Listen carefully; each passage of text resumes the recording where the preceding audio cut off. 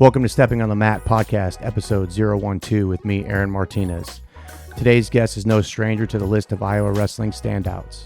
He's one of 7 wrestlers in Iowa high school history to ever go unbeaten and win 4 state titles. With an unblemished high school record of 172-0 and 4 state titles, he would go on to win junior and cadet national titles as well.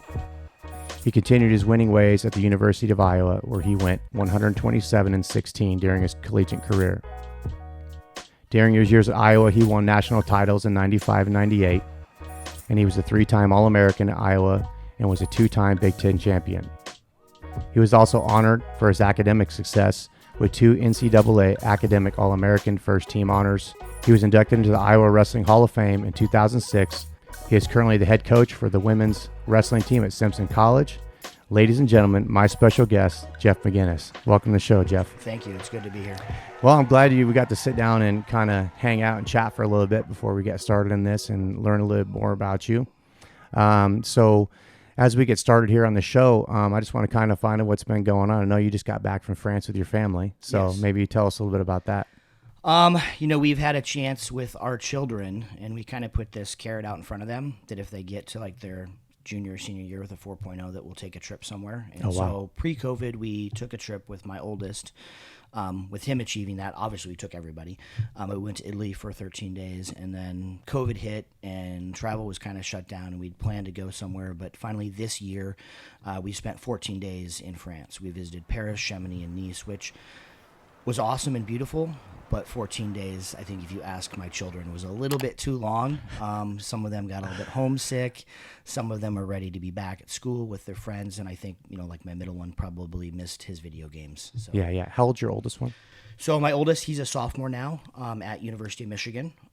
So my wife is actually up there now with him, getting him moved into his apartment. Cool. He's studying computer science and computer engineering. Wizard with numbers. He loves that aspect of it, and Michigan was a great fit for him. My middle one, Aiden, he's going to be a senior this year at Hawkeyes Northwest, and then my daughter is going to be an 8th grader at Prairie View in Hawkeyes. Awesome. Yeah, I did. I think I learned some lessons about vacationing and family this year as well. And like my kids are older too. I have a 21-year-old, a 19-year-old, and a 15-year-old, and I try to do the camping excursion this year. Like we got an RV and try to do I learned that as your kids get older, you got to adjust your time frame too. Yep. So I went for 5 days, and I learned that the 3 days is kind of the limit. People start missing their own home and their own situation. So yeah, I completely understand.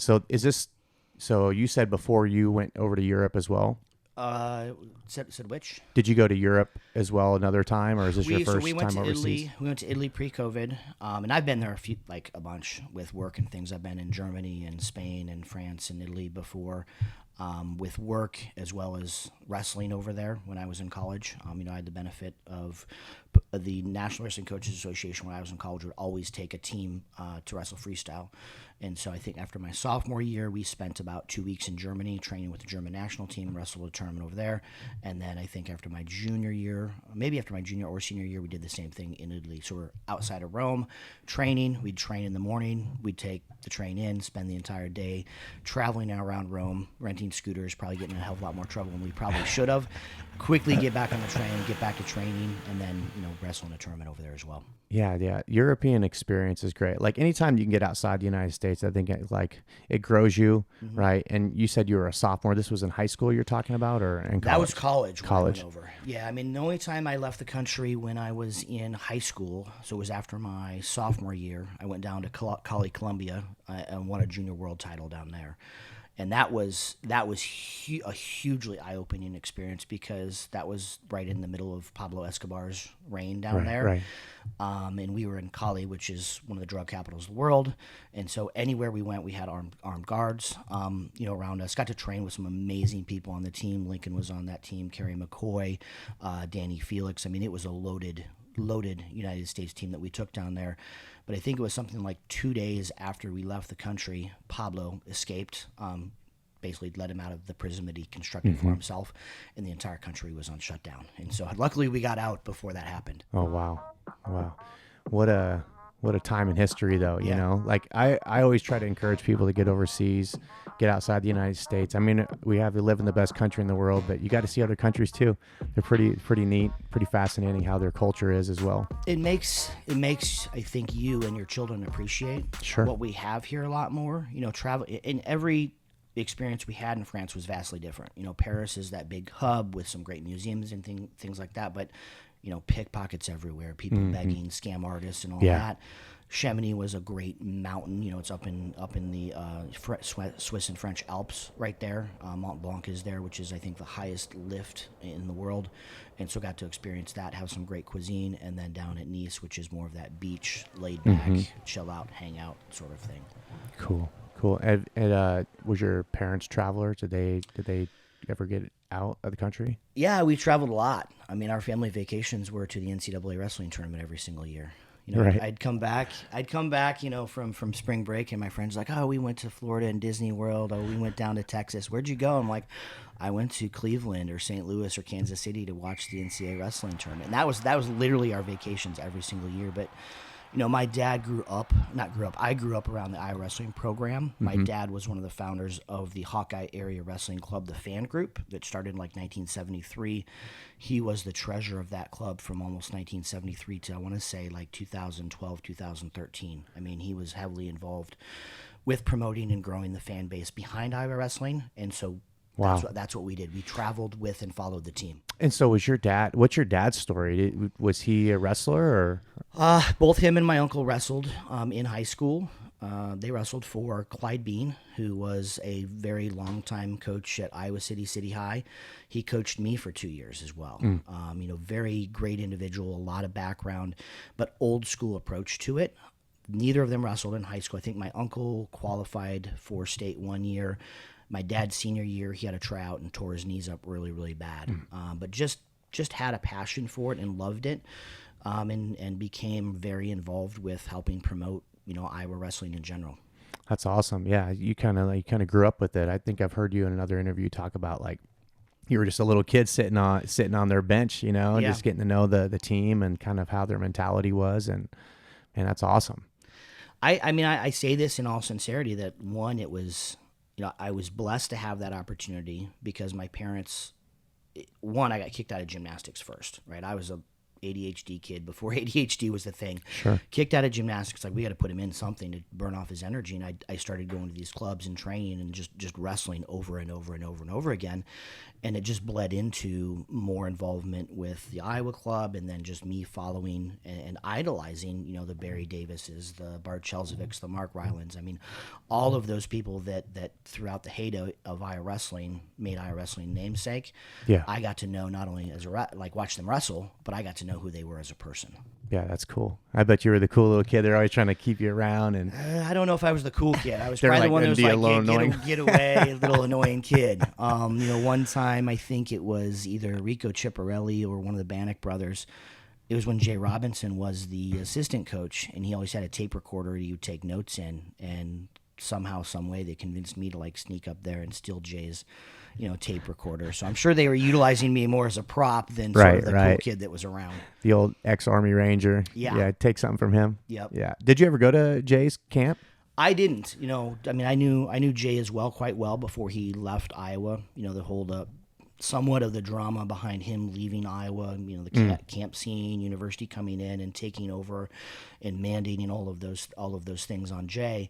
You know, back in that day, assistant coaches were paid pennies, right? Yeah, and so in reality, those assistant coaches relied heavily on the camp scene to make it a profession they could feasibly do. Sure. But Jay lived out north of Solon, I think halfway between Solon and Mount Vernon on a farm, and every year he'd have like this big shindig, you know, with cowboy hats and country western, you know, bands that come in, and it was a great event, you know, for that as well, just to be around it and see it. Yeah.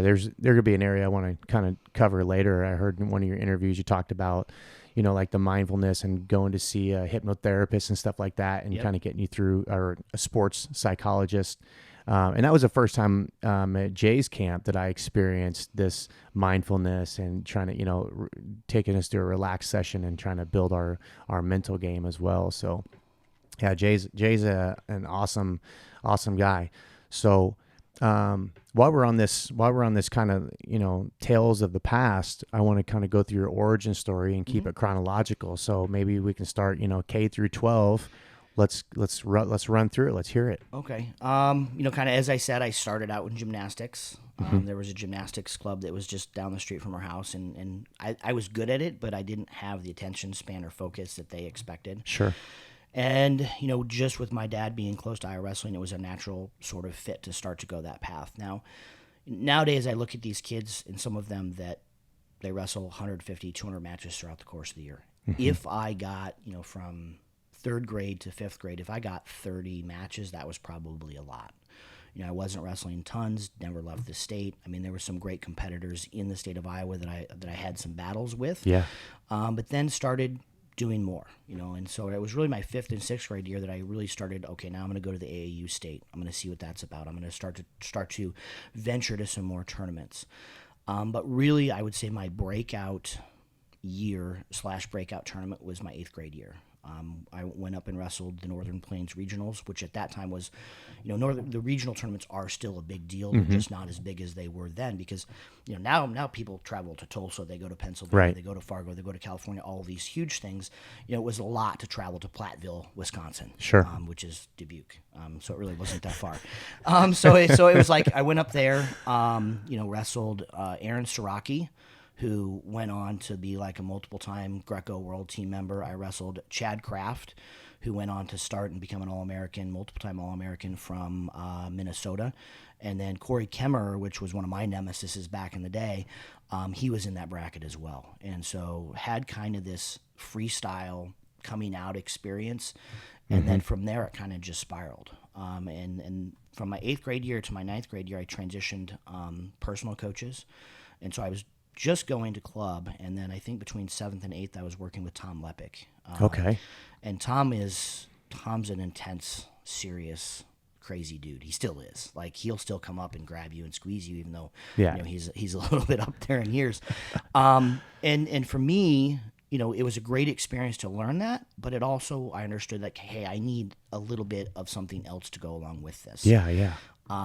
Had the benefit of transitioning and starting to work with Keith Morlam. Keith had been an assistant coach at Iowa for a number of years. He went on, and I think he was the coach out in Virginia for high school, then at Virginia Tech.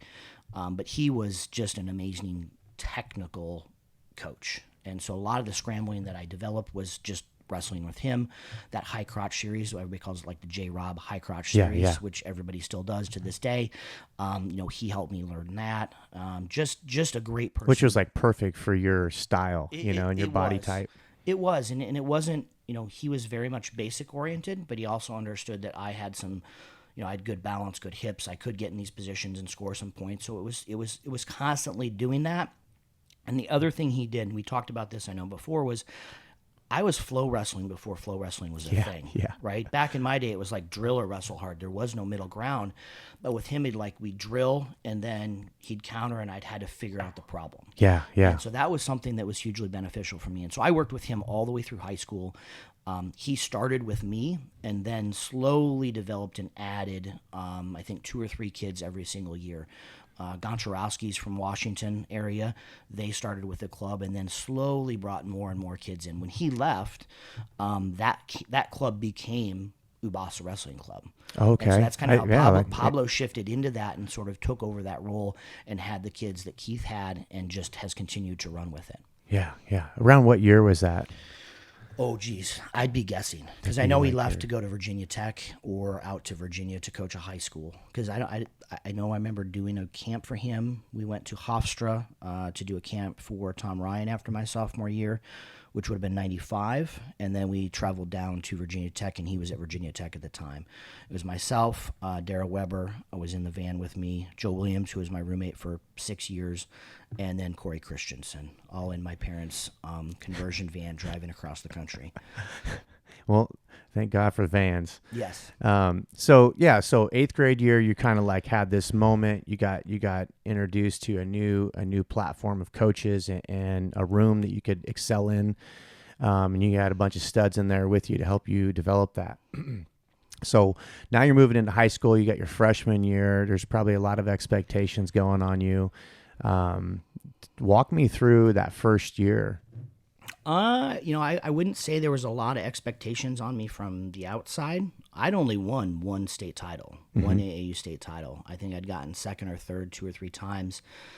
I wasn't even considered to be one of the best kids coming in as a freshman. And you wrestled 106 your first? 103. 103. 103. But literally, I had lost to Ike Light in 8th grade in a dual meet, in a high school folk style dual meet tournament. And so really I was like, well, Jeff might be good, but he lost this match. And, I was never one to put a lot of pressure on myself, and I never said, like, I want to win that state this year and I want to become an undefeated state champion. I was and still am to this day a very process-oriented individual. Same. And so my goal was get 1% better every single day. Yeah. And the cool thing about it is I love wrestling. Like I lived and breathed for the time that I got to go spend in the wrestling room. There was times where coaches had to kick me out of the room to go do other things. It's like, you're doing too much. You need to go do some other things, hang out with your friends. But the other great thing about that is I had 3 very, very, very close friends that didn't wrestle, that didn't have those ties, that grounded me outside of the room, that allowed me to sort of escape that mentality. So I wasn't like just grinding it out. And so these 3 friends, were they wrestlers or they weren't? So they were only one of them wrestled in high school. So Troy Hicks, Marty Albrecht, and Shane Christensen. And Troy wrestled, I think, for 2 years in high school, but he went on to play baseball. He's actually on the Iowa City High coaching staff, I think, with Brian Mitchell, and Brian Mitchell's married to one of the Gable daughters. So it's sort of a great collection of people. Yeah. But they kept me honest. They always pointed out that I was a shitty athlete aside from wrestling. I tried everything else, whether it was baseball, softball, football, tennis, but I was very bad at everything else. And so they kept me very humbled, I would say. That's awesome. Yeah, it's good to have people. You see this like professional athletes, you get these guys that become studs really quick, and then they get around the wrong people, a bunch of yes men that are not keeping them dialed in, and keeping them humble, and they just float off and into their success, and it usually plummets. So I'm glad you could have that kind of circle around you. Well, I mean, it really wasn't just them. I've gone back to like class reunions, and, been in these groups and they're reminiscing. You remember that awesome party that we had at so-and-so's house? I'm like, no, I don't remember that. Like, oh yeah, we never invited you to any of these parties. I was like, was I the outcast? Was I that kid that nobody invited? And they're like, no, we just knew that you had these other goals, and, we didn't want to, sort of expose you to the situation. Sure. Now, great for me. Now my friends are like, well, that was crap. We weren't that. We wanted to go to these parties and have fun. But again, like you said, you are who you surround yourself with. And because I had these very close friends in my life that, kept me humbled, kept me honest, and then also some great teammates and coaches that had the similar atmosphere. My junior year was a year for me that, I'd made some big jumps, and I very much could have got outside my head. I could have started to grow this thing that I'm bigger than what I really am. Sure. But I had Lewis Pelsang. Lewis was a senior. He made it quite clear that, you're not that special. Great friend of mine. And we would screw around at meets, sometimes drive Coach Smith crazy because, we'd be off screwing around doing other stuff and not focused on the wrestling. But again, that is kind of what I needed. Sure. To make sure that I could compete at that level. Yeah, sitting around tournaments all day long, and you're just like, you see them, you see the young kids that are a little experienced. You can just see them sitting in the stands, just biting their nails and thinking about the match. Yep. And yeah, you got to have something to distract you. What was your distraction? That was your thing? You just kind of like went off and did your own thing, or a little bit? Obviously, I was and still am a video game junkie. At one point in time, I played probably way too much World of Warcraft in my days. Right. So doing that, but just hanging out and having fun. I did love the sport. I did love wrestling, and so any chance I got to wrestle, whether it was practice, whether it was traveling around Eastern Iowa and going to different clubs. City High had a good club, but I remember driving my moped. I think Highway 1 that runs from Iowa City through Solon up to Mount Vernon and then into Lisbon. My moped that went like 35 miles an hour, driving that on my moped, twice a week. What kind of moped was it? Like a little Honda scooter. The little Honda scooter? Yeah. That had I had a blue one. Had the governor on it, so you couldn't go over, but if you figured out how to take the governor off, you just take the governor off. Make it zoom. But my dad would always normally take me, but there's a few days my dad had work conflicts, and so I'm just like, I'm going to take my moped on this trip up to Solon and through up to Lisbon to wrestle with a great club up there. And so part of it was just getting out and seeing different coaches and just wrestling with kids. I mean, this current state of wrestling throughout the country in Iowa, we didn't have the super clubs like Seabolt and Moen, and Big Game and Immortals that has now really dominated the scene. Everything was high school driven, so you're going to these clubs in high schools and you're just seeking out good workout partners. Nowadays, it's like you go to one and you're like, holy cow, you've like 15, 2-3-time state champs in one room competing. It's no wonder now they're going on and competing for junior national championships and getting recruited for Division I. Yeah, I went over to TJ Moen's school. I was doing some filming over there. I was just like, I know all the kids, you know what I mean? Yep. I'm like, dang, some killers in here. Yeah. Stacked. Yeah, and those coaches, there's like Keith Massey at Powerhouse over in Council Bluffs. He's been doing it for a very long time. Best wrestler with Ivanovs. I mean, it's there's some great pockets of wrestling. Now, the one thing with me transitioning from the boys' side and the men's side to the women's side is, how do we start to provide that same high-level training experience and opportunities on the women? Now, there are some girls that come to Moen. There's some girls that go to these different clubs, but we got to grow it the same way that it's grown for the women's or for the men's side. Yeah. So, what's your thoughts telling you about that? Part of it's getting these clubs to really invest in it. And understand. I think Pablo's done a great job of really growing and developing a great group of girls. Biscogli and Cassie and a few of the others that go to Pablo. Moen's got Bella and Slade and a few others. We have to get more that are doing it, and I think more doing it on a year-round basis. A lot of these girls that are our top wrestlers in the state, good and bad, they're at smaller schools. And so they're playing cross country, they're doing softball, they're doing all these things, and so we only have a small pocket of window to work with them. And so how do we balance the other things that they want to be involved with, not take that away from them, but make sure that we're getting them exposed? Now, clubs are a little bit harder to do it, because it's pay to play, and not everybody can do that, and clubs are getting more and more expensive. So we've been working with, I've had the pleasure, I've been fortunate enough to work with Charlotte Bailey, who is the women's director for Iowa USA Wrestling, and I've been the head coach for the Team Iowa Girls the last 2 years, and we've been proactive in making these training sites. So one day we'll go up to Immortals and say, all right, all the USA Girls, we said, all right, even if you have an AAU card, come to these practices. And so we've scattered those out throughout the summer, throughout the state, to present more opportunities. I think probably the next version, 2.0, will be this next summer, because we have some thoughts with the college coaches to how to make that a more regular thing. Okay. And again, just providing those little places where, hey, I can go wrestle here, get some really high quality freestyle training experience as I'm trying to make this transition from high school to college. Yeah, that's a great idea. I'm glad you guys have put some thought into that. And you got Emma coming on board, so I'm sure that'll help. Did you have another female on the women's team with you? I didn't. So last year it was myself, Jason Padilla, who's one of my assistants. He's coming back this year as well, and then Spencer Anderson.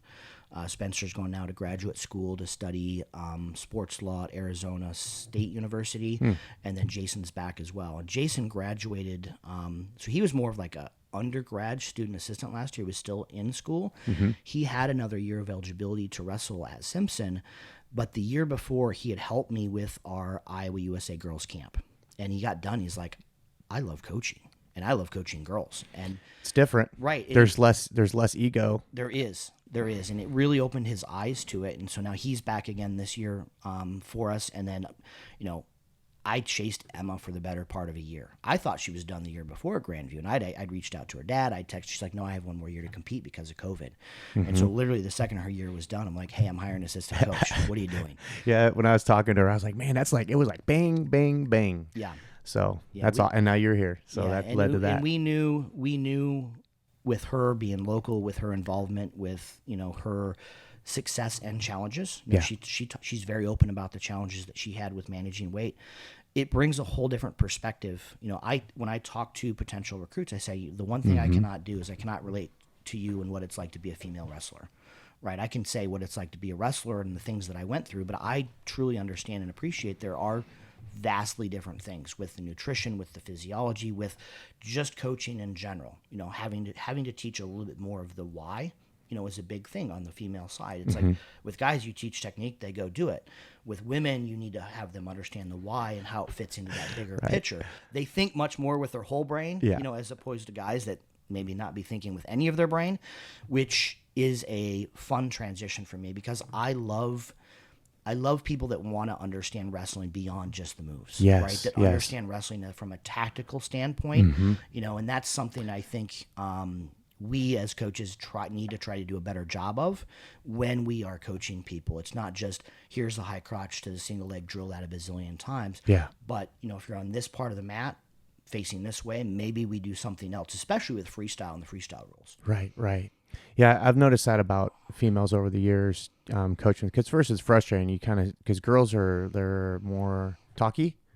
So they'll get a technique, they'll sit down, they'll try it, and then they realize that there's something missing or they're a little confused, and they'll actually sit and have some dialogue about it before they get back into it. And guys are just kind of like doing it all incorrect, but doing it hard, And at first I'd be like, man, why don't they just drill? Like, come on, ladies, let's go. But realizing that they were like really soaking it in, they wanted to know the details of why, where does leverage fit in with this, that gray area. Yep. So. Yeah, that's awesome that you're getting that perspective down, and I'm sure Emma's going to add to that, helping you understand even deeper what it's like to be a woman and being an athlete. So the other cool thing is she's got a big passion for nutrition, right? And so bringing that perspective in, nutrition is important whether you're a guy or a girl, but because the physiology, how that interplays on the women's side, it becomes even a bigger piece of the puzzle with weight management, with post weigh-in nutrition, with, hey, now I need to weigh in 3 days. How am I going to do this? And so, I'm a big advocate. I personally went through some struggles in college with managing weight. Yeah. And I never want a student athlete to ever experience the ups and downs that I experienced because of that, because of making some very poor decisions about it. And so I talk to girls, I'm like, listen, we might wrestle you up this year, or you're going to grow. And where one coach might say, hey, yeah, you're a career 101 pounder, you're 5'6". There's no way you're going to be a career 101 pounder. And it's just it's a challenge, but like you said, having Emma there that can speak to it from a personal standpoint adds a huge perspective that I don't have. And the other thing about it is there's holes in my coaching, right? There's things that I'm admittedly not good at, and and part of the reason I hired Emma is she's good at a lot of those things. Yeah. Right. The girls make fun of my social media, for example. It's like, your Instagram sucks. So Emma's really good at that. So I'm like, here's the keys to the car. You drive this piece of it. That team building aspect, I have to take a very organized version with it.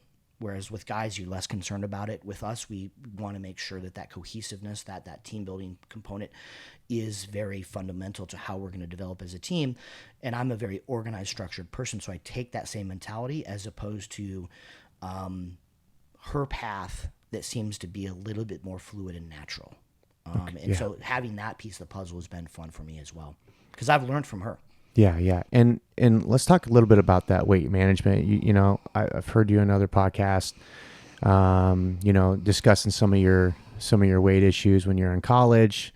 I'm sure you're probably cutting some weight when you're in high school as well. There's a lot more education on how to do it. I felt like when in our era, it was more like you kind of did it on your own, and it was either starving, right? And really lacking nutrition. But now it's moved up, and there's so much more ways to draw education on it. So what do you encourage your people to do when they're coming into season and they're getting ready to start, reducing their weight? Yep. Well, one big change is the certification process. We have to go through the OPC and certify at our lowest allowable weight, which takes into account your hydration, your weight, your body fat, all of those things. So it restricts your ability to go below where you should be from a health standpoint, and then it also restricts your descent plan. The other big change is weigh-ins, right? 2-hour weigh-ins doesn't give you the time to cut 16, 17 pounds and then rehydrate and then wrestle again. Because all weight same day weigh-in? Yes. Yeah, that's the difference between like with mixed martial arts is they get a day to recover, you know? No, and I wish so for collegiate, yes. For international, no. Right? I think there's still this big, very big gap when we start to talk about USA Wrestling events where they weigh in the night before. Sometimes they have remote weigh-ins. They can weigh in at their home before they even show up. So like Fargo, one of the biggest tournaments there is for high school wrestlers, the girls, now guys have 2-day weigh-ins on the freestyle side. So it keeps them a little bit more honest. And same thing for US Nationals. But on the girls' side for Fargo, it's 1-day weigh-ins the day before. And so that incentivizes a little bit more of that cutting weight. Hey, I'm going to come down because it's a big tournament. And sometimes it works and sometimes it backfires. But, like you were saying, there was no training. There was very little education about cutting weight. I didn't cut a pound in high school. Like the only time I cut weight in high school was usually I got a little bit bigger during the off season and maybe cutting down for like 14 and a half. When I was wrestling 12 that year, I got big. And so that jumping into college and, going from 130, now you're going to wrestle 126. I wasn't a big 130 pounder by any means, but now I have to learn to cut weight. And you learn by watching the other guys on the team, right? Going in the sauna, putting the plastics on, doing that whole routine that we used to do back in the day. And if the people that you were watching were doing it poorly, you learn to do it poorly. You generally fall in line, and then just the nutrition standpoint as well. Sports science has come a long way, but I think the biggest thing, it was my senior year that they had 2 guys die cutting weight. Really? Yeah, and that's when they made the weight transition. So I was wrestling 42 in college. They had the gentleman, I think it was Wisconsin, and then one from Michigan, and then one in Wisconsin within, I think, a 2 or 3 week period, die cutting weight. And they said, okay, clearly there's a problem. Clearly we need to sort of take a step back and figure this out. They froze everybody's weights. They gave everybody 7 pounds, so you couldn't be like, oh, now I have 7 pounds, I can cut down to 41. And then they made same-day weigh-ins. It was the following year that they kept the same weights, and then they said, all right, same-day weigh-ins, 1 hour for duels, 2 hours for tournaments, and now here's this certification process. It was the introductory phase of the certification process. But, I was wrestling 42, maybe weighing 146 because of the struggles that I had my junior year, and then I redshirted. I'm like, I don't want to have to cut weight. I just want to wrestle to have fun. Now I'm wrestling 149, weighing 146. Some of those guys are like, whoa, well, I'm going to get big. And like Casey Cunningham, who I wrestled the finals my senior year, he wrestled 57 the following year and won it. And he was big in the finals. And a lot of those guys did the same thing. Well, I wasn't going to get any bigger because I couldn't. So. Yeah. What are you walking around right now at? Higher than I hope. We'll just leave it at that. It's one of those struggles that I'd like to get to about 180. And I think I'm on my way there right now. With my ACL surgery, I've had a very disciplined summer, I would say, with losing some weight, making sure that I'm in a good place for my recovery when it comes to the ACL. 180 is sort of my ideal, I think, walk around weight. I've lifted throughout the course of my career. I've gotten bigger. I also understand that I'm 48 years old, and so you're going to have some more size, and you can't have the 5% body fat that I had when I was 20 years old. Yeah, for sure. I wish. Well, you're still in great shape, and I can see you're still lifting, so that's good. You got to get in where you fit in. Yep. So let's back it up again. Let's go. So we kind of got through. We talked about kind of your first year at State. You won. So, but we'll move on. We'll move all the way to your senior year. You're 171-0. You had 3 titles. Maybe walk me through the state tournament for your senior year. So I know that probably maybe you felt pressure about it, maybe you didn't, but I know there's a lot going on with already having 3 of them knocked off. I did, but I think I was still too young and too stupid to appreciate the amount of pressure that probably should have been on me. I still had some great individuals in my life that took my attention away from wrestling when I wasn't. I wasn't a Mark Ironside. I wasn't a Tom and Terry Browns where, I needed to eat, sleep, and breathe wrestling on a daily, hourly basis. And honestly, if had I done that, I probably would have burnt out. Like there's even going back, so I won junior nationals my sophomore year. Cadet and juniors, won a junior world title, but then didn't win juniors my senior year. My coach after those tournaments, like, we probably shouldn't have had you wrestle. you were done. Yeah. Like there was just, you did too much. And so I was a balanced type person where I needed the balance in my life. And if it got to be too much that way, I definitely felt the pressure and got burnt out. With the high school scene, I didn't have it so much as I was just loving and appreciating the sport for what it was. Brad Smith came in my junior year. Clyde Bean had been there for 2 years. I'd won 2 state titles at that time. But he'd always had a plan to retire at this point in time in his life. And it's weird. He kind of like checked in with me and was like, hey, this would have been your senior year, no, right? This was my sophomore year. Sophomore year? So Clyde coached my dad and my uncle, and he'd been there. So Clyde and Garl were there for a long time, and got done, sat me down, after the season, said, I'm going to retire. I just want to make sure you're okay with that. And I was like, yeah, no problem. Now looking back as a kid, I appreciate how big of a thing that was to make sure and check in with me that was important. The cool thing about it was I think Clyde understood that from a technical development standpoint, I was well beyond anything in that room. Instead, his coaching with me took on more of like teaching me how to become a leader, right? Yeah. I could lead by example, but I was a quiet, reserved, nervous kid. And so he really kind of forced me into some situations and taught me what it was like to be a leader beyond just showing up and outworking everybody, bringing everybody with you. And then once we transitioned, Brad comes in, with the history that Brad had at Lisbon, in his experience. So I was with him my junior and senior year, but then Garl McLaughlin stayed on, and he was my assistant coach as well. And the cool thing about that experience was Brad had Garl actually give me my 4th medal instead of him. So that's cool. Yeah. It's like a handoff. Yeah. That's awesome. Yeah, but Brad brought in a much different training perspective. He had wrestled at Iowa, he had all the success at Lisbon, and it upped the ante. And we went from, I think we had 2 or 3 qualify my sophomore year to actually winning state my junior year. Yeah, your team won state that year. Yeah. And a lot of that was Brad. A lot of it was getting kids to buy in. A lot of it was a little bit of leadership that Clyde had instilled in me to bring kids along. But we had a great group of individuals. We had Mark Mitchell at heavyweight, who was a runner-up. We had Troy Milbrandt at, I think, 52 or 45. We had Naughton at 19. We had kids that wrestled well above where they were expected to wrestle, because Brad brought in that traditional, like Iowa, we actually taper, for an event, so we're ready to wrestle, as opposed to just training our ass off all the way through it. Yeah.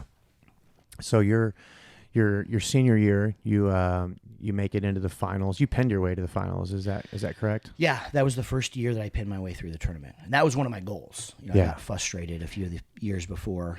You probably saw that frustration after my junior year, where I walked off the mat after winning a state title, and I wasn't happy because I wanted to pin him. I had a different perspective. I was actually going to ask you about that, so I'm glad you filled me in on that knowledge. And we'll cover that here in a second. But so you had Ergenbright in the finals.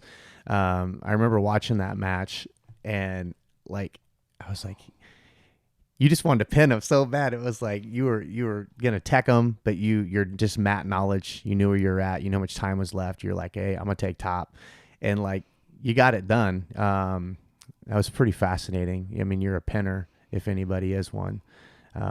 Walk me through that experience of just going into your finals match. You got one more to go. You're gonna get this done, but you don't want to finish unless you get the pin. I was incredibly focused and driven that year. Yeah. Both my junior year and my senior year, I took it on myself to challenge myself by moving up a lot throughout the year. So I wrestled 130. I was a 30-pounder, but, if they had a really good 35-pounder, I moved up. I wrestled Ironside both my junior and senior year. My senior year, I actually wrestled the first time they had the MVC Super Tournament, was my senior year. I moved all the way up to 140, and so just being able to challenge myself and take risks, put it on the line was the thing. And for me, it wasn't a risk. It's like, I just get to compete. Yeah. Once nothing really hit me until I remember, and I've seen the match a few times, I don't watch them tons. I remember walking off the side of the mat, reaching down to touch my shoes and then standing up, and that was kind of when it hit me. Yeah. That I'd finished my career, I'd won my 4-state title, I was undefeated, and all the things that I wanted to accomplish, I had accomplished. But even then, it wasn't like, yeah, I'm 4-time state title. Right. It was like I walked off, and it was more of an emotional release. Not because the nervousness, but more because I was appreciative of the situation. Yeah, yeah. And that was my point, is like seeing you win other titles, and like you're really stoic, you know, you're like, I'm here to wrestle, I'm here to have fun, I'm going to do that, and I'm going to move on to the next thing, instead of lingering on like, hey, I won, or I got this done, or I lost, or whatever the situation. A lot of people linger, right? And I noticed that there wasn't a lingering, and then your senior year, you kind of had that moment where there was that break. And I think when people have stoic mentalities like that, when they're just a winner and they're just like, I'm just here to do this, you know, I'm not really, I don't want the accolades. I don't want you to like pat me on the back. I'm just going to go to the next thing and accomplish that goal. Is like, now that you have all these years that have passed and it's settled, you know, I guess it's a good time to celebrate those victories and you know, pay homage to those moments because moments in wrestling is awesome, you know, for all these great things, but it's also these great memories. You know, doing this podcast, I've been able to reconnect with a lot of people and just really look at the memories and honor the moments when something spectacular happened. And it happened to be in the same year I was in high school that a person won, you know, their 4th state title. So it's pretty awesome. It's fun to look back on, but I mean, I celebrated, but I was more of that internal celebration type of person. I didn't have the need to like, I don't think I had the showmanship. As I said, I was an introvert, and so I think that would have come off very awkward and weird for me. I think the only time I really overtly celebrated was my senior year in college after I won. And that was more of a, you know, wrestling at Iowa has huge benefits, but, you know, if we want to transition to that, it also comes with it this huge, heavy burden. Sure. Especially being so close to the Iowa wrestling program like I was, especially being a local Iowa City kid and having all these expectations. So I went through a lot at Iowa, from being pulled out my true freshman year to wrestle, to going undefeated my sophomore year, to not placing my junior year, redshirting Gable's last year, right? Didn't know it was going to be Gable's last year. Mm-hmm. And then finally my senior year, that full circle of actually doing the things that I expected to do, but doing it on my terms, where I wasn't cutting weight, which I was back loving the sport and not worrying about what all the naysayers, because Iowa Wrestling fan group is incredibly powerful and incredibly positive. Right. But there's also a negative element that comes with it. And so I never had to worry about that in high school. It just wasn't a thing for me. We kind of seen a little bit of that this year. Not just this year, but just in general, right? I mean, I didn't wrestle when there was Intermat and all those little fan groups where somebody can post anonymously and talk smack about you or what you're doing. You know, I was in that pre-internet phase, and, you know, God forbid, you know, I read everything, right? Nowadays I read everything, and I probably would have been that same person then, and it would have caused me just to spin so far out of control. Yeah. I imagining athletes, you know, pro athletes and stuff now, entertainers, you know, you know, you make one little thing here, and it might not even be a mistake. It could just be the way the camera is perceiving something, and then all of a sudden people flip it. Yeah. I remember it was either my sophomore or my junior year. I want to say it was my junior year, because I had won nationals the year before. I had a wrestle off against Eric Elin. Eric's a 3-time state champ, right? Could have probably gone any number of places in Wrestle Division I. I had to come from behind, I think, in the last 30 seconds to win the wrestle off. And I walked off the mat, and there was a high-end Iowa booster there, and like just saying some very negative things. And I'm like, oh, that's the way it is. Yeah. You know, so, you know, you have, and don't get me wrong, that's the small minority, but there is this incredible positive aspect of it as well. It just, for me, you know, wrestling in Iowa and having that pressure had very good experience, but also had some bad experience. I loved wrestling in college more at Minnesota when the crowd is going against me, where I beat their guy and I wanted to get up to the crowd and go, shh. I never did. But in my head, I'm like, I'm doing that in my head towards you. I hope you can feel it.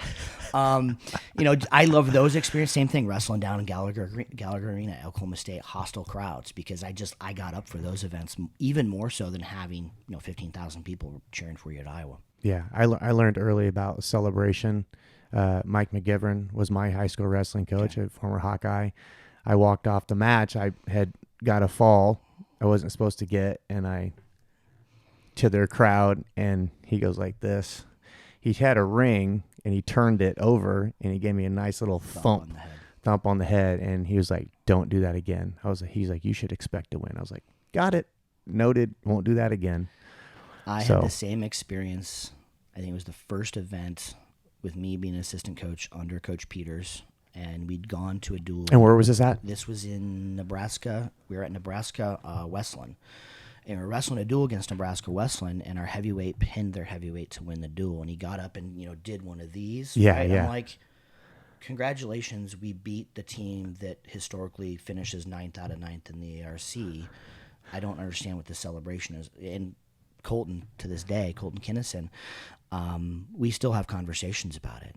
But it changed. It changed who he was. And there was events where he won a match, and I could see him wanting to do it. Then he looked over at me. He's like, "Nope, I'm not going to do it." Yeah, yeah.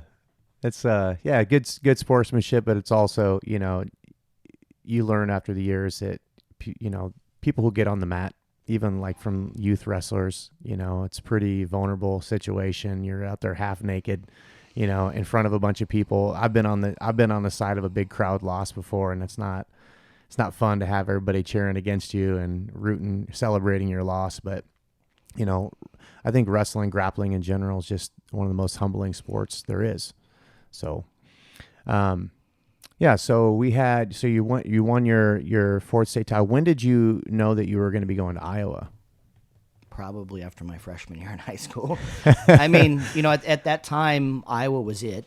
There wasn't really these other, I was probably the least recruited top athlete in the history of wrestling because everybody knew my family's connection to the University of Iowa. Sure.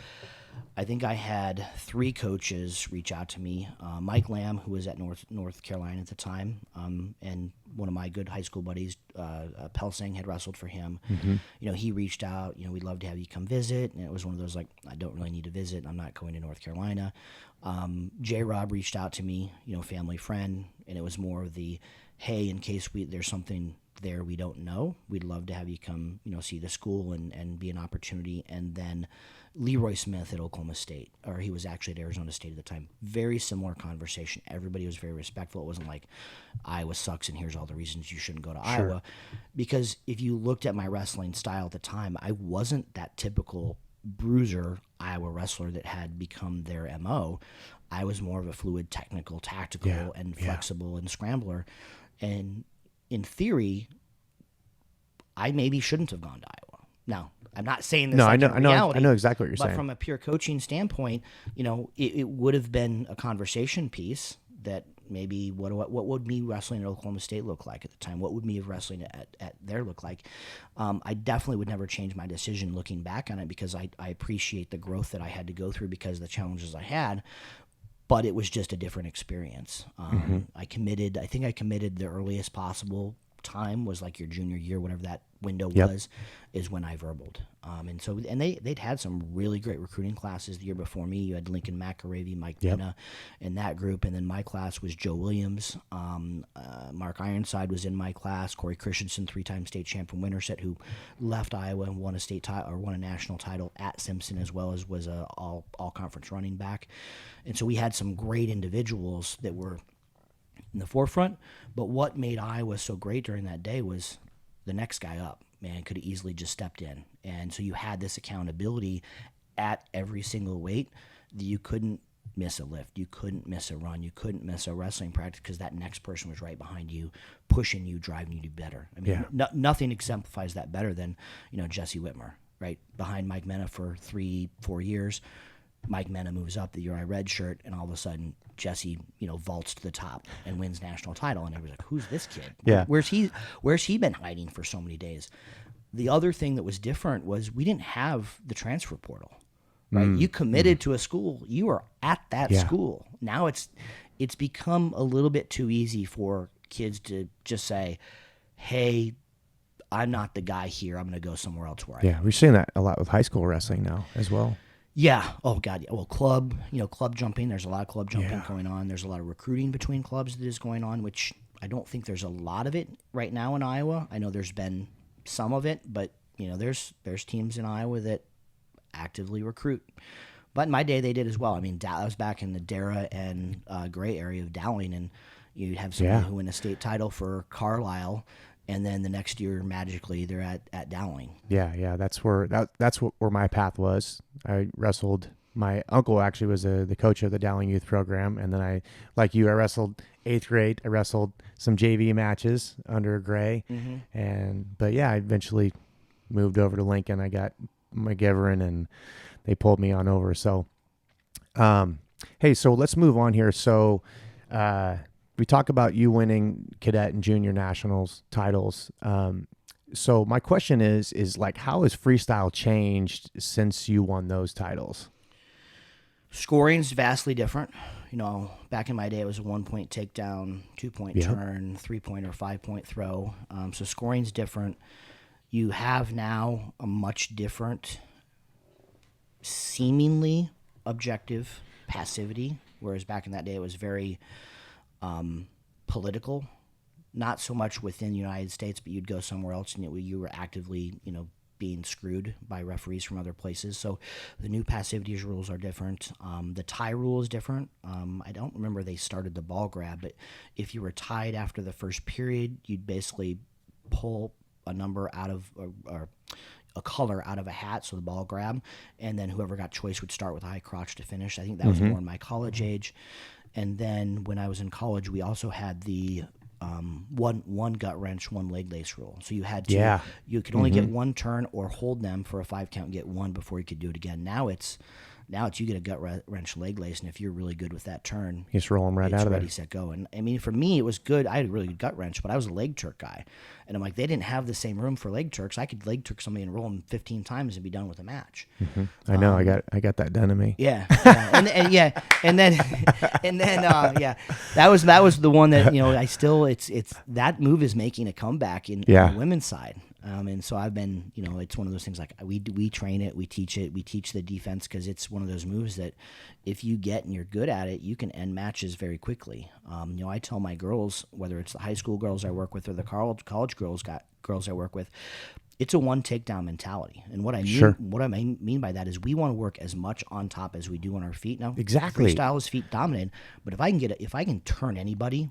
If I got 1 or 2 turns I know I can turn anybody with, and I'm mean and aggressive on top, that puts the fear in your wrestler, right? For sure, 100%. Are they going to take a bad shot and risk you getting a takedown on them? Absolutely not. And so that's the thing that we've tried to do is instill in them that we work just as hard as we do on our feet on the mat.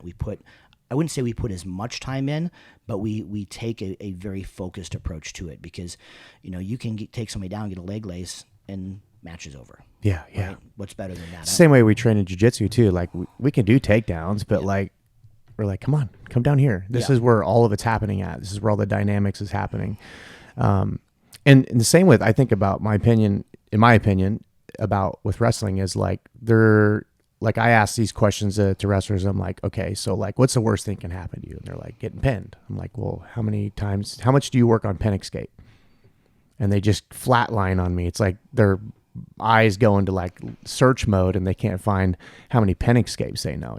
Same with pinning. Like we should be working on pinning a lot, mat riding, breaking them down, and also pin escapes. That's the worst thing can happen to you. You need to know how to get out. We're moving more, I would say, more away from, at least in folk style wrestling, the transition and the change in the rules that are taking place in folk style. We're moving more away from mat wrestling. There's less focus on that. There's less benefits. They're starting to make rules about, hey, that's stalling, because there has been a little bit more of that ride mentality as opposed to pin mentality. So this will do one of two things. It's either going to drive us further away from mat wrestling in folk style, or it's going to make us better at being aggressive top wrestlers.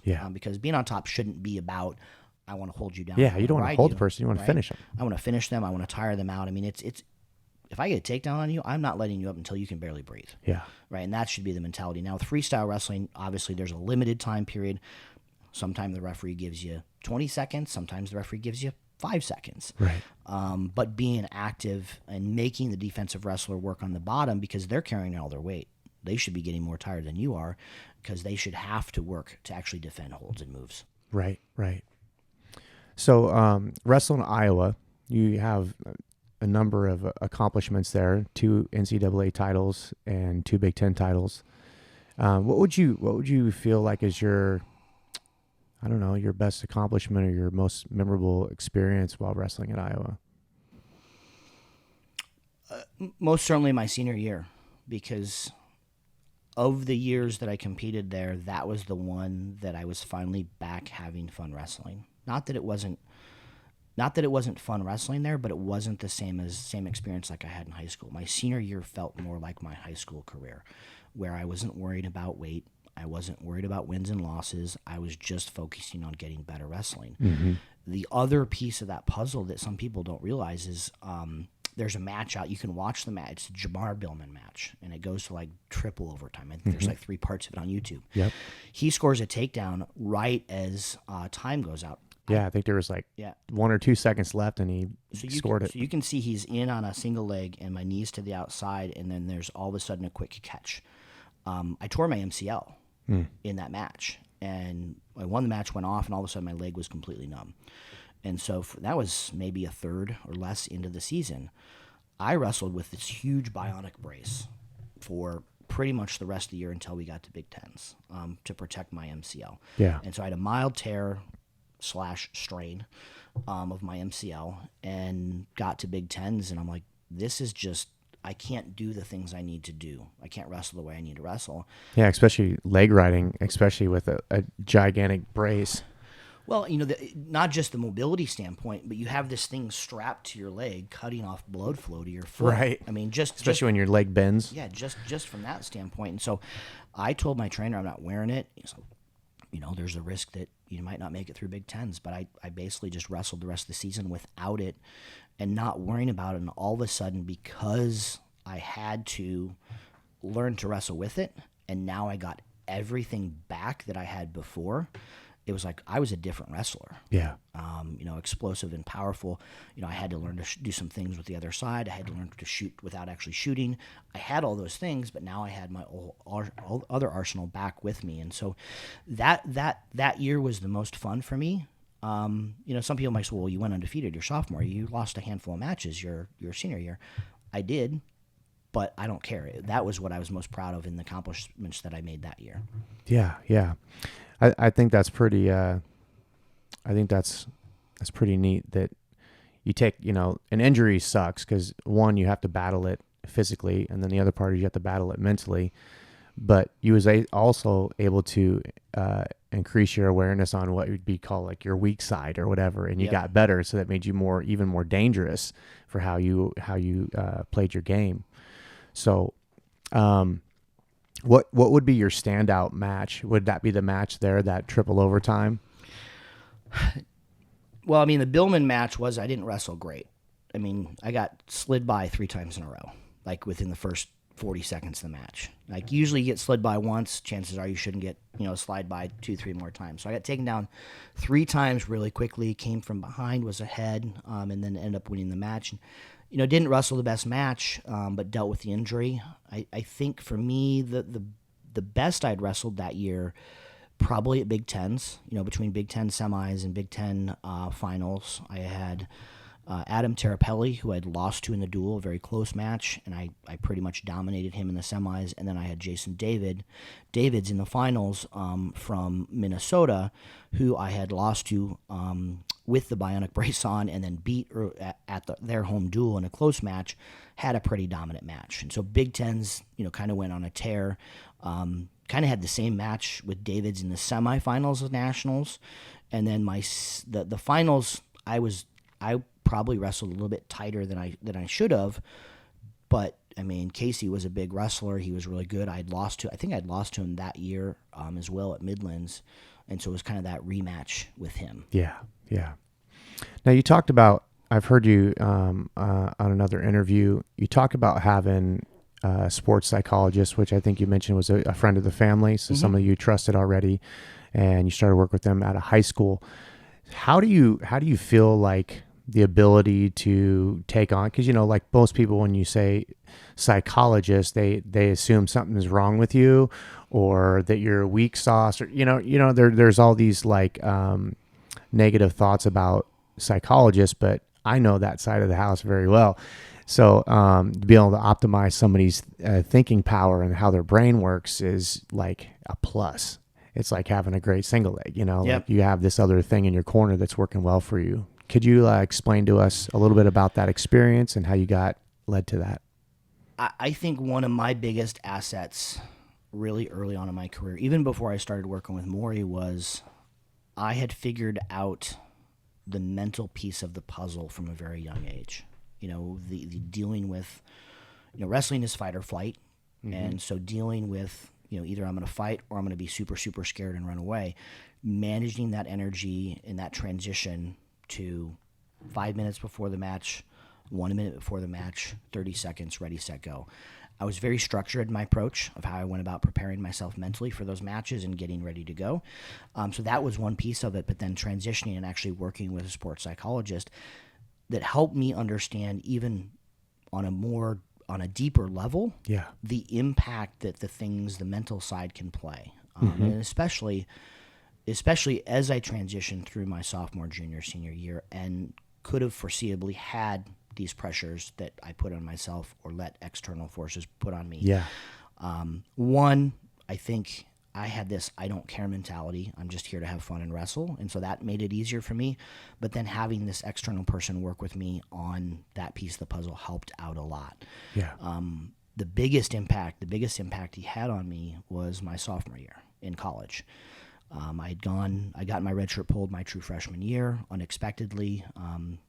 Had an all right year, placed 5th. My sophomore year went on a run. But there was one individual who I always had these tough competitions with, Dwight Henson. I don't think I ever beat Dwight by more than, I know I beat him in high school like 6 or 7 or something like that. In college, I don't think I ever beat him by more than 2 points. Incredibly athletic. He wrestled at Iowa State. Right? And he's still up there. And he's got a club too.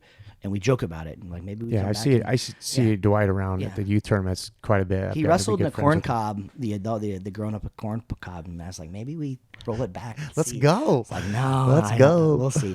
But I never had a breakout match against him. And so I get to the semis and I have and something I'd never had before in my life. I pretty much have an emotional break. Because one, I knew how good of a competitor and dangerous Dwight was as a wrestler. You had to manage that first period because he was incredibly explosive. But I also knew with him, pretty much every match I was up 1-0, right? I could get out. Chances are he wasn't going to take down on me because of the fear of getting turned and ridden. So I had that advantage. But despite that, I had this break because, you win the match, you're in the finals. Not a big deal, right? You're going to get up for the finals. You lose the match. Now all of a sudden you're on the backside struggling for your life. And oh, by the way, you have to make weight, just to be able to wrestle again. And so it was in Iowa, which added a lot more stress and pressure in 1995. We hadn't won nationals the year before. More stress, more pressure. Oklahoma State was super, super close to us. More stress, more pressure. And I remember we were staying at the Canterbury Inn out, in Coralville, Iowa. So I don't think it's there anymore. And he came out and put me through a hypnotist session and just refocused me and got all of that nervousness out of my body. And so, that's and again we did a lot of that not in and around wrestling. It was more as we prepare like the weeks before. Getting focused and understanding that preparation. One of the things I talk to a lot with recruits once we start transitioning and talking about wrestling is, what are you looking for in a coach and how do you mentally prepare for your matches, right? And so many athletes, they tell me, well, it depends how I mentally prepare. I'm like, what do you mean? Like, well, if it's a big match or an easy match, I'm like, well, should it really matter? I told this one girl one time, I said, here's what you should do. You should have they film your matches, right? Right. I said, have your parents film your prep. Like the 30 minutes up until you wrestle, and then match up your best performances to how you got wrestled.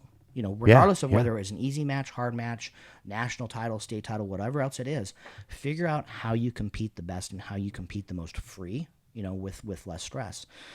And so I've started to do that with more and more, understanding like what you need versus somebody else. And like I said, I'd figured that out very early on. I was somebody that looked around, I'm like, there were some kids growing up, like in Iowa, that were just farm kids that were just jacked. And I'm like, wow, that kid's going to be really good. Graham from Oskaloosa, little short, little stocky kid. I remember him to this day. I'm like, man, I hope he's not in my bracket. But, was able to sort of work through the mentality when he finally did show up in my bracket. I'm like, oh, it can't be that. I'll just go out there and wrestle and have fun. Whatever happens, happens. So, yeah. So do you talk to your athletes about kind of that mentality stuff today? Yeah. It's good. Yeah, I'd always try to recommend people to, if that's an area that they struggle in with, like self-confidence or being able to visualize experiences, to look into sports psychologists, hypnotherapy. Yeah, it's good stuff right there. You got to have a power body, power in mind. Well, and even if they don't have a person, right? There's books out there that, I read, what is it? What Drives Winning? I read that recently by Greg Ledbetter. And he talks about all these, part of the book that he talks through is his experience coaching, teaching high-level athletes that deal with mental barriers for whatever reason. It might be the stress of being the person at the big team and all the pressure is on you. It might be, hey, I just have a hard time performing in certain environments. And he talks through that, but at the end of the day, what drives winning is having a great culture and having a great process. Yeah. Right? That process where, hey, it's every day I'm trying to get better. And we talk a lot about that. And he has a quote in his book. He's like, literally, if your goal is just to get better every single day, we as coaches sometimes fall victim to this when we talk to athletes, like, what are your goals? Well, my goals are to win a state title and become an Olympic champion. Right. That's great. That's this objective thing. But if you're a process-driven athlete, like it was a long time ago that they had this embrace the grind with Jordan Burroughs. Yeah. If you embrace the process, the goals just take care of themselves. Right. If you're less concerned about that than just, I'm going to get better every day, we become performance-driven athletes. Even when we wrestle, it's like I can win a match and wrestle like crap. Right. Or I can lose a match but wrestle really well. And so if we focus on just wrestling very well and not worrying about the outcomes, we are going to grow as athletes and individuals. For sure, 100%. Okay, so one of the things I want to talk about was, you have some great accomplishments in wrestling, but there's a part of this that you had really great academic success, being an academic All-American. How did you manage wrestling at such a high level? And it's not like you were like taking some simple stuff in school too. You were going into law, right? Yep. So maybe explain to, especially for college athletes out there that are, pursuing this academic portion, but then they have to show up in the wrestling room and it's both at high level. How did you deal with that? One, having good mentors and coaches in my life. Clyde Bean, like I said, he was teaching me things well beyond wrestling. As a very young, I'm a June birthday, and so at that point in time, I was a very young, immature kid. I remember getting into a lot of trouble in 8th grade with our coaches. What kind of trouble did you get into, Jeff? So they had a master key that would open all the lockers, and I stole it from our coach and then showed it to somebody, and then somebody ratted me out, and I got in trouble. In high school, we might have mummified somebody to a bench and almost got kicked off the team, sort of deal for hazing, but he might have earned it. He might have earned that one. But no, just dumb high school things that high school boys do. Sure. And I think having very good coaches and leaders in my life, both Keith Morlam, Maury Adams, who was my mental coach, Clyde Bean, who was a hardcore guy who understood the importance of being a great leader and a great person. But the biggest thing in my life with the academic side was my parents. They stressed it over and over and over again. It's like, if you don't get good grades, you simply won't wrestle, period. Yeah. Like, that was the way it went. And so then when I got to Iowa, I actually was pre-med, pre-physical therapy when I started. Okay. So the idea was like, I'm going to come in. 1, I'm super, super young. 2, Iowa's got a very good team. We're going to redshirt you, like most Division I programs do. And so I'm like, I'm going to load up my academic schedule. I'm taking like biochem with lab. I'm in calculus for the biological sciences and having to devote a lot of time to this and probably not spending as much time my true freshman year, first part of my true freshman year on wrestling as I should be. Fast forward halfway through the year, one of the guys on the team becomes academically ineligible. And Gable comes to me and says, "You're ready." Well, I'm an 18-year-old kid in the room with my dad and Coach Gable. Chances are, if Gable says you're ready, your answer's not going to be no, sir. Yeah.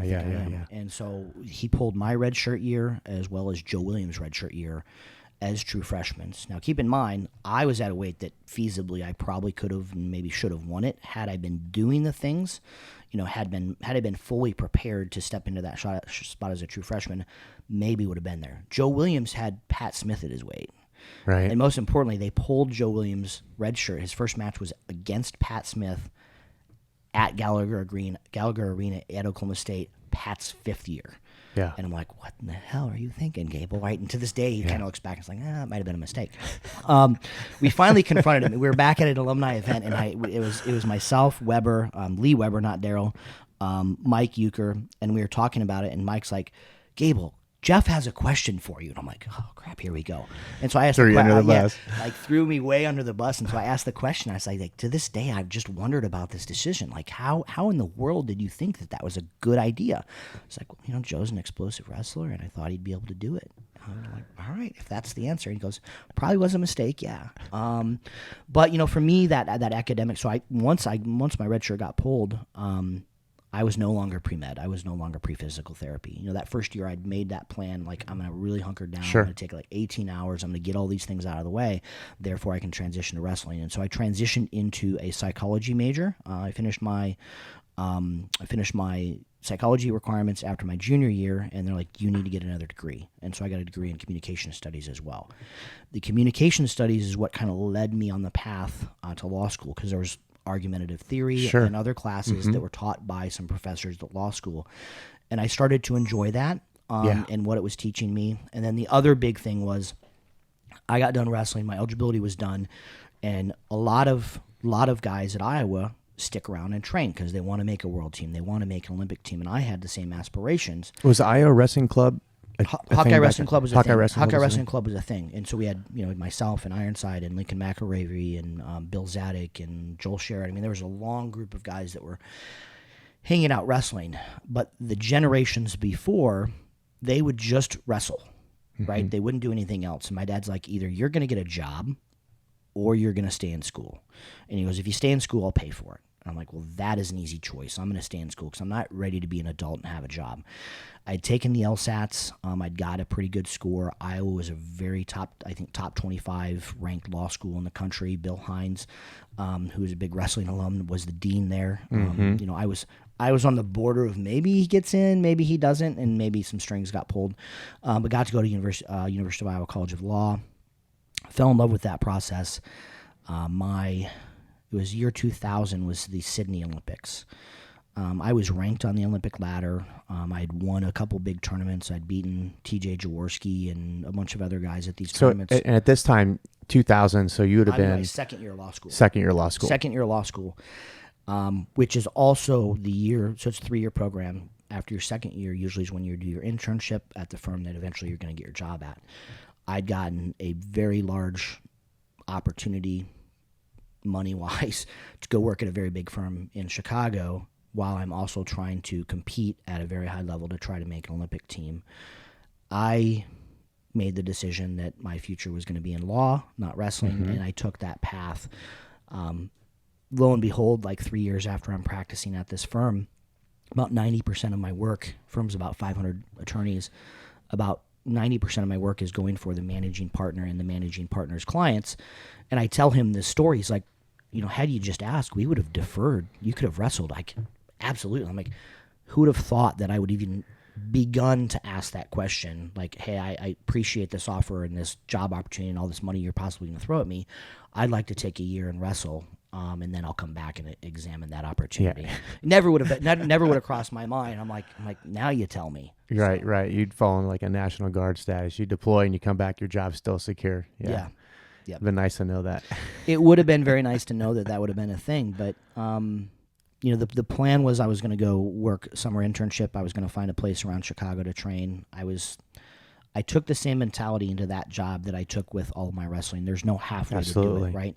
And we had a class of like 20 summer associates, 3 from Iowa, and the rest were like University of Chicago, Harvard, Yale, Penn. I mean, it was like we are the ones that are not expected to make it through this program and get job offers. And I'm like, I'm just going to outwork every one of these sons of bitches. Yeah, man. And so I couldn't do the training and do this the way I wanted to do it. And so I I like called my dad. I'm like, I think I'm hanging my wrestling shoes up and not compete, at the Olympic ladder. I'd qualified for the Olympic ladder. And he's like, all right, no worries. Yeah. And where was you at? Like, were you married at that time? I got married after my sophomore or second year in law school. And so my wife, she swam at University of Iowa. She was in high school a very accomplished high school swimmer. Never found her second peak at Iowa. Iowa women's swimming at the time probably isn't what it is now, for sure, with the training and the coaches. Met her in my very first class, rhetoric. She walked in with athletic sweats smelling of chlorine, and all of a sudden she had me, right? It was one of those, we talk about it this day. She's like, I could not have been the one you wanted to chase based on what I was wearing and everything else. But we make a good tandem. She's as crazy and more alpha than I am, which, sometimes we butt heads quite a bit. Sure. But it keeps us honest. Yeah. It's always good it feels like there's friction there, but when we slow it down and listen to it, there's usually something good behind that. So you made your choice to not compete anymore and follow that pathway. When did coaching reintroduce itself to you? I never really left it. And so I was working at the firm in Chicago. Jimmy had taken over the reins at Iowa, and he had a number of kids that he had recruited that had committed to Iowa. Searches from Indiana had committed. And so I was doing some private training. He was driving up from, it was like whatever that last town is before you get into Illinois is where he was from. So he would drive up into Chicago. We'd do personal training sessions. I was helping out at some high schools, doing a lot of personal training in my free time, to the extent you have free time as a young associate. We moved to Naperville after 3 years because we had a kid, and that's what everybody does is they move to Naperville, which really was kind of the end of my love of working at a big firm in Chicago because the commute just kicked my ass. Hour and a half door-to-door commute. I was starting to get bigger and bigger assignments that were taking me out of the state for extended periods of time. Aiden, my middle son, was born. I think 2 weeks later, I was gone for like 2 months on trial in Oxford, Mississippi. But as we moved there, Sean Bormet, who's the head coach at Michigan, had Overtime Wrestling, the first super club that ever existed. And it was what you look at now with all these clubs before you had all these clubs. And I remember walking in, you had beautiful wrestling room, and you had all these stands, and I'm like, where in the hell are all the parents? He goes, they're not allowed to come to practice. I mean, today? He's like, ever. Yeah. And asked the question, like, what about the parents that don't like that? He goes, they don't come to my club. Right? Yeah. Parents are the worst possible thing, especially for young kids, but even high school kids. There's that fine line. I get parents that always want to come up and sit in the sessions, and they're like, "How do you feel about it?" I was like, "I'd rather not you be there because they're gonna evade in that direction all the time. Even they act a little different when you're around." So yeah, I don't know how. I mean, it takes a special parent and parent-child relationship to be able to actually have a good parent-athlete-coach relationship. Yeah. I remember when my kids started wrestling, and they all of them did it for a little bit. And my daughter's the one that's actually got probably the future in it. I couldn't do that. It's tough. It was really tough for me. And my wife was like, "Well, who better to coach them than you?" And I'm like, "No, that's hard." Yeah. And so I started with Overtime, and then we transitioned. I got recruited to work at a firm in Cedar Rapids. One of my classmates called me up one day and said, "Hey, you want to have lunch?" I was on the recruiting committee at my firm. I thought he was calling me for a job. Sure. And halfway in, he's like, have you ever thought about moving back to Iowa? And I'm like, why? And he's like, well, that's the reason we're having this lunch is we'd like you to come work at this firm in Cedar Rapids. So I moved back to Iowa City, worked in Cedar Rapids, and then started helping out a lot with Mark Ryland. And that was back when West High was the dominant force, when maybe they were recruiting, maybe they weren't, but mostly was doing the off season, and then helped him retool some of his club parameters. We didn't go all in with, hey, parents aren't allowed, but we set some clear expectations and guidelines for parent interaction during practices. It's like, if you're here to coach, you're coaching everybody. You're not just coaching your kid. Right. And then, being able to manage when things happen. Because I'd been at a number of tournaments with my kid. This is when my kids finally were wrestling. Yeah. And just going to tournaments and seeing parents lose their shit on their kids. I seen a parent drag. I've seen parents drag their kids off, fistful of singlet and I've dragging seen them parents off. drag them on the mat to wrestle, which is Yeah. even worse. It's like your kid doesn't want to wrestle. Why are we here? And so we set those expectations, and then got involved with some business with my brother and sister-in-law, moved to Des Moines. Kind of went through the same process with Hawkeyes. Coach Volmecki is one of my favorite coaches ever, period. His ability to motivate and talk to people. Like, I would go to practices, and he'd give his like pre-speech, whether it's before a match or before practice, and I'm like, I'm putting my shoes on. I'm ready to go, coach. Let's go. He's very inspirational. He's taught two of my kids, and I'm hoping he sticks around and teaches my daughter as well. He teaches a leadership class. Kids love him because he's just so positive, and so he's also a faith leader, and so I think that plays into his role a little bit. And so helped out there, and then started getting involved with Seabolt a little bit here and there, and that's kind of when I transitioned. And I'm like, this coaching thing is something I really like, and I want to continue to explore this. And then the assistant job at Simpson comes open. On the men's side, I apply. Dylan calls me and is like, is this a serious application? Right? He's looking at the resume. He's like, I'm like, yeah, it absolutely is. Like, how quickly can you come on an interview, right? Because Dylan's an awesome dude, man. He is a hard worker. I think he lost one match in high school. 2-time All-American for Doug Schwab. Doug's one of my favorite wrestlers of all time, favorite coaches of all time as well. And so he brings with him a lot of knowledge. But the challenge he has is he's a lot like I was at that age, introvert. Right?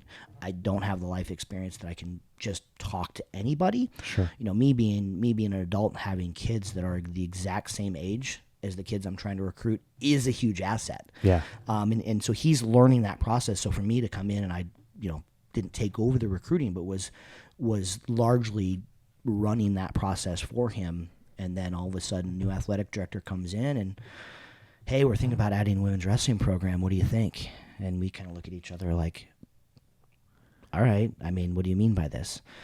And so we spent, we took a much different path than I think many universities have taken, that's growing so fast. And I fear that a lot of programs are like, they're adding it, let's hop on this bandwagon. Sure.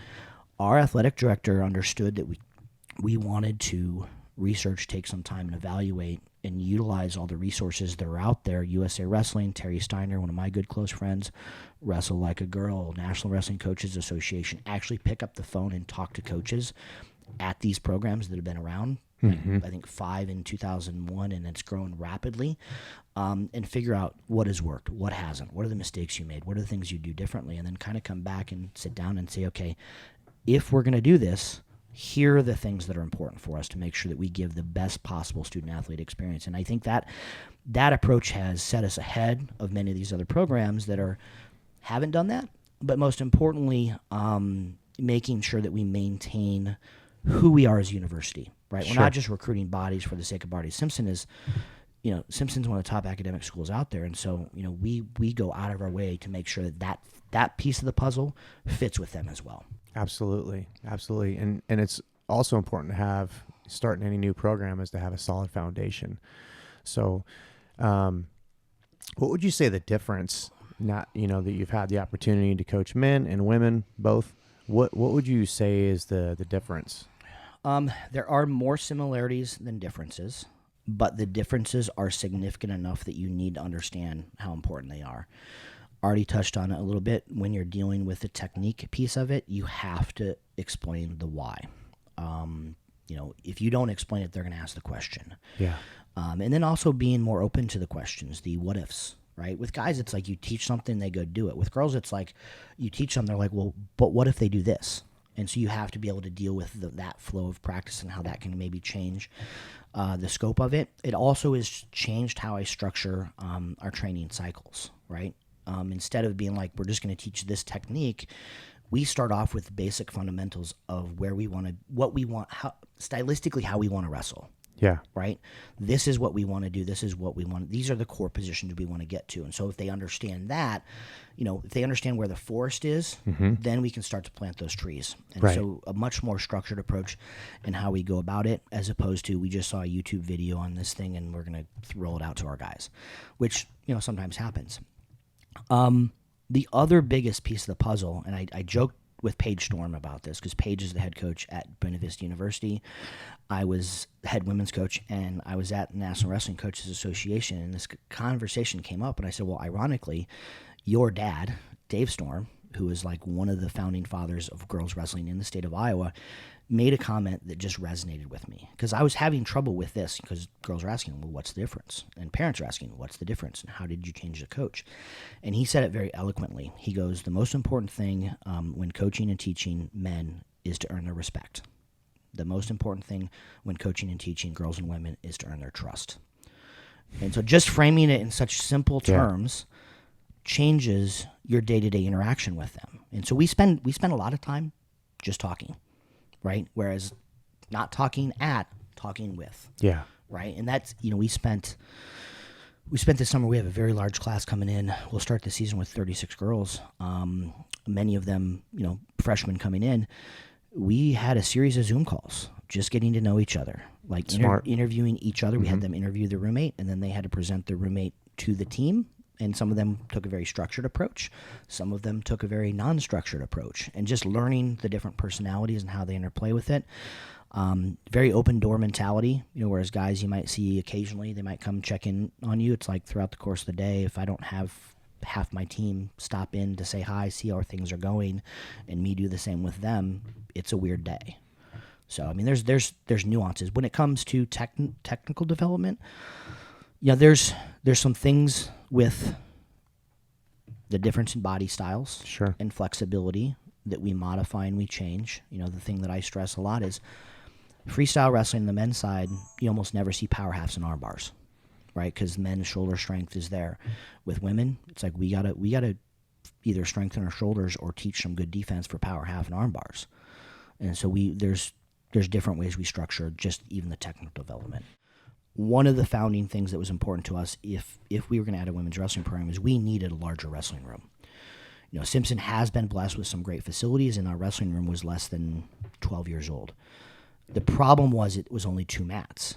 And so you start to think about when each team is going to practice and how they're going to go about doing that. We brought in purposely a very small class our first year on the women's side, and then we didn't get moved up to our new wrestling room in the time period we thought. And so Dylan and I had conversations like, well, maybe we just run joint practices Monday, Wednesday, Friday with our men's and women's team. And I as a women's coach started thinking about, like, most of these girls have been wrestling with the boys team anyway. Yeah.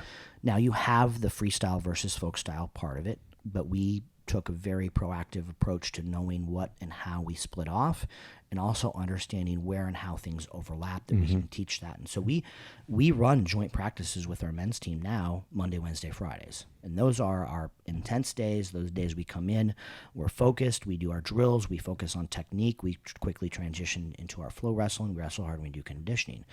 And those are also the days we lift, Monday, Wednesday, Friday mornings. Those are our high days. Now our low days are Tuesday, Thursdays. We practice separate from the boys. Those are the days that are the forced approach. Like, these are things that we're working on this week, and then very freestyle specific. And so I don't know of another women's program that has their men's and women's team practice together, but I also know there's probably not a lot that could, because they don't have 4.5 mats in a wrestling room. Right. So they're forced, usually most of those programs that add women's wrestling programs, they're like, great, you guys practice at 6 in the morning or 6 at night because the men are practicing at 3:30. Now, the smart programs say, all right, we're going to flip-flop, right? We're going to trade off who gets that 3:30 spot, because that's the fair thing to do. But then you're also in that cycle of like, well, 2 or 3 days a week, you're waking up to wrestle at 6 in the morning, and then 2-3 days a week, you're wrestling at 3. It kind of throws you for a loop there. And so we have the flexibility to do that. So 3:30 Monday, Wednesday, Fridays is when we have our practices. Tuesday, Thursdays, we go at 2:30. Guys coming after us. Awesome. Yeah, that's a nice little treat right there. Okay, so I'm going to go on to this question here.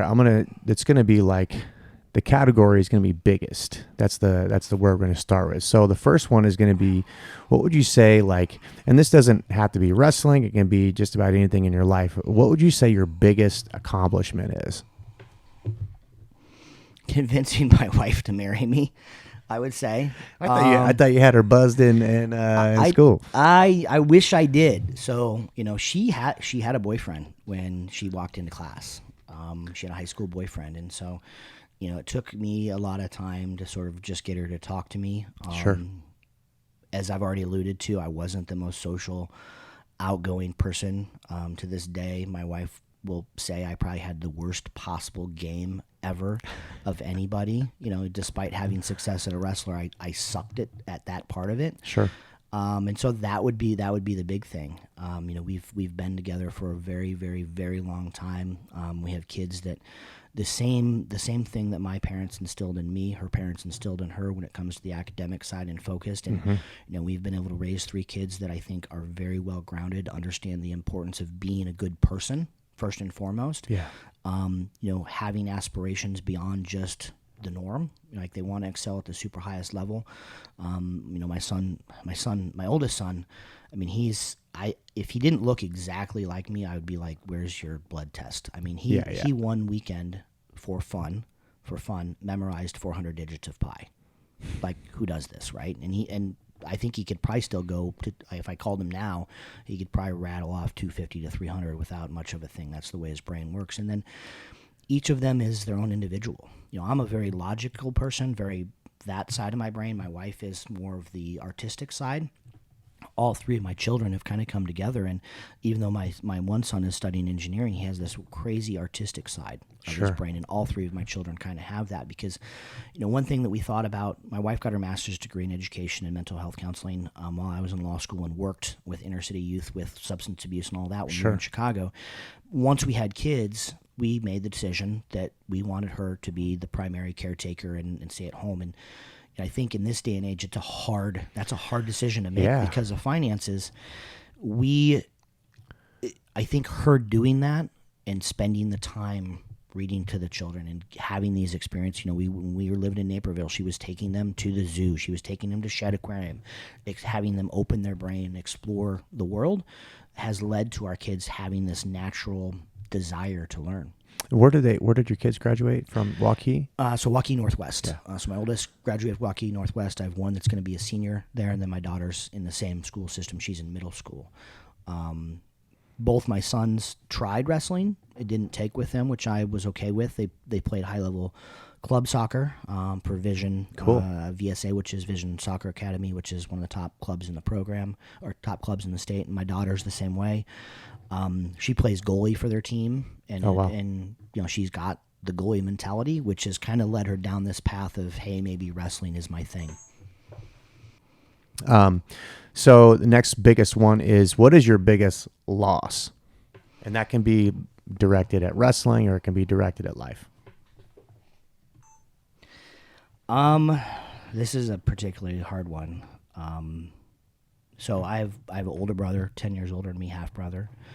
I had a sister who was 5 years older than me. And so a few years ago, I get a call from her best friend. I'm driving from Des Moines back to Iowa City for another reason. And she's like, you need to pull over, right? You need to pull over. And I could sense, I'm like, oh shit. Sure. Like, my parents are over that age. You start to think like that conversation. And I finally pull over and she's like, Angie's gone. So my sister passed away very unexpectedly. There's a lot of backstory behind what we have come to realize the cause. But it was learning about it, dealing with it was hard, and it still is on a daily basis very, very hard because she was hugely influential in my life. One of the things that I talk about was my mental fortitude. She gave me, before my freshman year, this little poem saying, and I remember the end line, I don't remember the whole thing, but it's like, sooner or later the one who wins is the one who thinks they can, right? There's an anonymous poem out there, and you can Google it and figure out what it was. And it lived inside my headgear my entire high school career. It was one of those things I looked at before I went out there every day. And so she was incredibly positive in my life. She was a traveling nurse, went around the country, but once we started having our kids ourselves, she moved to Chicago. And so she was involved with my kids' lives. Wow. And then once we moved back to Iowa City, she would come get my kids for a weekend and have them spend a week with her in Chicago. And so, one, dealing with that and knowing that my kids wouldn't have that experience, but then the harder piece of the puzzle was being the person to have to tell my parents this. right? Oh, So yeah. driving home, calling my dad, hey, are you guys at the home? Can I stop by? Them kind of being inquisitive, why are you coming by the house? And then having to sort of share that news with them. It has forever changed my parents. I think they deal with the loss on not a daily basis, Yeah. but probably every 10-second basis. And so just that is easily my biggest loss. Having that, not just losing it for myself, but losing it for our family. She was the one that brought us together for the holidays, forced us to get together. And then obviously, having that interaction with my kids. My oldest son has he would never admit it, but he has this model of the Sears Tower that he got on one of those trips, and he takes it with him, so he took it with him to Michigan, and it's one of the things that you see, the first thing you see when you come into his apartment or his dorm room. Yeah. Is that charm? Yeah. Yeah. I'm sorry for your loss. Like parents don't ever expect to outlive their children. And it always seems like there's a lot, huge significant impact on when these situations happen, especially when they're unexpected. I dealt with, as a veteran, I took on the challenge of veteran suicide for 5 years. Like I traveled the country and I thought it was just going to be this like simple task that I was going to be able to take on with, talking to families and stuff like that. But like people were still ending their lives during that time. So I became certified and trained in counseling, right? And that became a part of my world, is just seeing parents and family members that had siblings and children that were losing them at a young age and unexpectedly. And it is a tough thing to do. And I hope your family has found ways to, recover that loss and to build a stronger unit and net and be able to move forward. Yeah, I mean, I think we as a family are still, I think it's 4 or 5 years now. 4 or 5 years, still struggling with it. And I know I haven't fully, let myself grieve yet. That's one thing my wife always says, you don't talk about it. Yeah. Right? But it's one of those things that I think about daily. Yeah. And also part of the reason I think that I made transition and changes in my life. I think me understanding that, doing something I love and have a true passion for is important because life is too short. Sure. And certainly was a factor that played into me to say, okay, I want to get back into coaching full time because I just love the sport so much for all of these reasons and what it taught me, and I want to give other people those life lessons. Yeah, and it's kind of I see it as a blessing, that you're not even coaching men, you're coaching women now. So now like that whole feminine side, that part of your life that your sister was there and kind of played that role in your life, that feminine part and that support side. Now you have like a whole room of younger sisters that you can help, raise and create new memories with. And though, you know how it is, they're just like your family. Yeah. So I say they're more like my daughters, and at least especially with the men's team, I'm like, listen, if we don't set rules on dating within the two teams, but I said, listen, if you end up dating one of the girls on the team, it's my daughter, right? You might as well just have that philosophy with it. And so, it brings a different perspective to it for sure. And the other fun thing about it is, had women's wrestling been a thing when my sister grew up, she would have been an awesome wrestler. She even she would joke and say man, I wish I would have wrestled. Sure. And because she was a really good gymnast, she was a great dancer. She had the body of a wrestler. She was short and stocky like my daughter is, and so she would have been a great wrestler. But they just didn't have that thing back there and so even knowing that, it's like, man, I want to provide these opportunities that my sister didn't have. Yeah. Yeah. Okay. So my next question is maybe it's kind of in the same realm. Hopefully more lighthearted. Are you a spiritual person or religious person? I would say faith plays a decent impact on my life. I'm not an overly religious person. Same. Born and raised Catholic. Went through catechism. I was an altar boy until I was 18. I would still come back and be a guest altar boy when I was in college. I go back, if I'm back home, my mom would go to church by herself, so I'd go to church with her. We've tried to make sure it's part of our lives, but it's also one of those things that I wouldn't say I had a falling out with quote unquote religion. I just think, for us, faith is a better word for it. Just being a good person, understanding the preachings and just instilling that in individuals. I'm having a little bit of a return to it. We've got a girl on our team who it's a hugely impactful part of her life. And because we have conversations, it's starting to become a little bit more thing that I'm like exploring. Yeah. Well, we're wrestlers, we're grapplers. Even the Bible says that we're not wrestling against flesh and blood, but against these principalities and against challenges too, like your family went through this trauma, and, I see it from this perspective over on this side of the table that we're sitting at is that, God is also making these alignments for you.